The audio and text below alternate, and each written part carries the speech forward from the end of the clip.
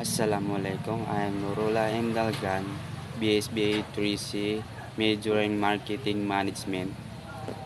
Setting retail price. 5 factors the retailers must consider when setting retail price are 1.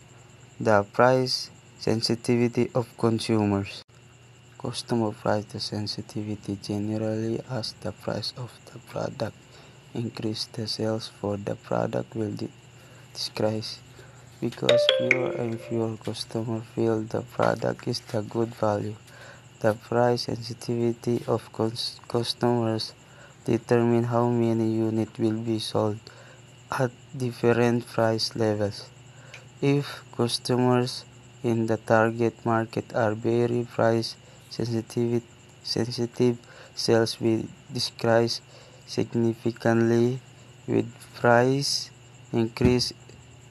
If customers are not very price sensitivity, sales will not decrease significant if the price are increased.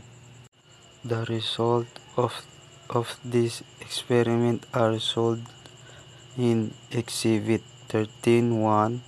Note in Exhibit 13.1a, the as price increase, the fixed cost remain the same.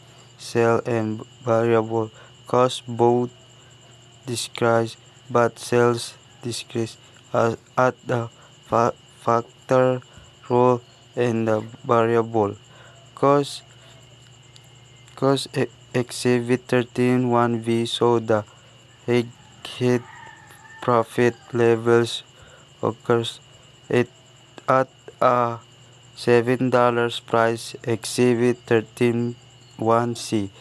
If the restaurant considers Number 1, restaurant 1, 2, 3, 4, 5, 6. Number 2, price $6, $6.5, $7, $7.5, $8, $8.50. Number 3, quantity sold 9,502, 6,429, 5,350, 4,051, 2,873, 2,121.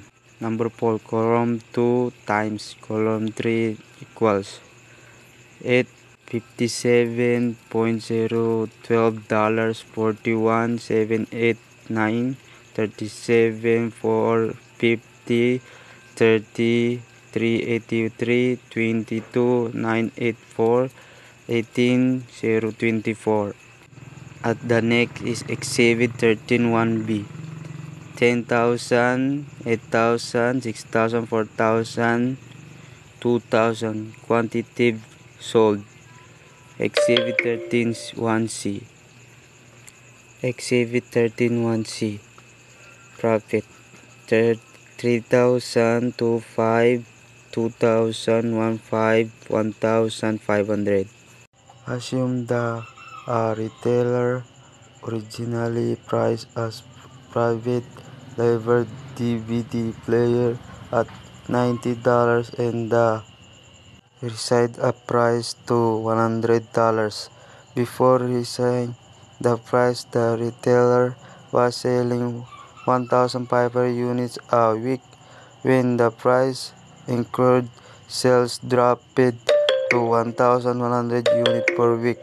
The collection of the price electricity is as follows.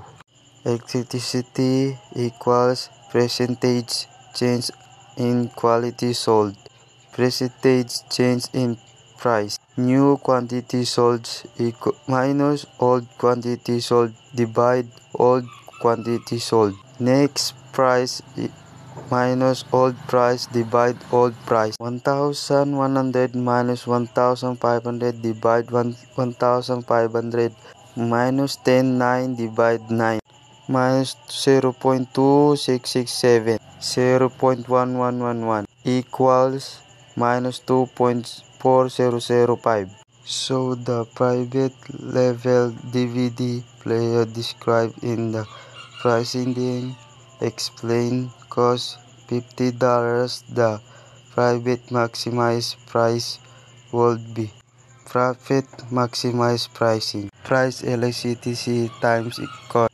Price electricity plus 1 minus 2.005 times $50 minus 2.4005 plus 1 equals $85.70.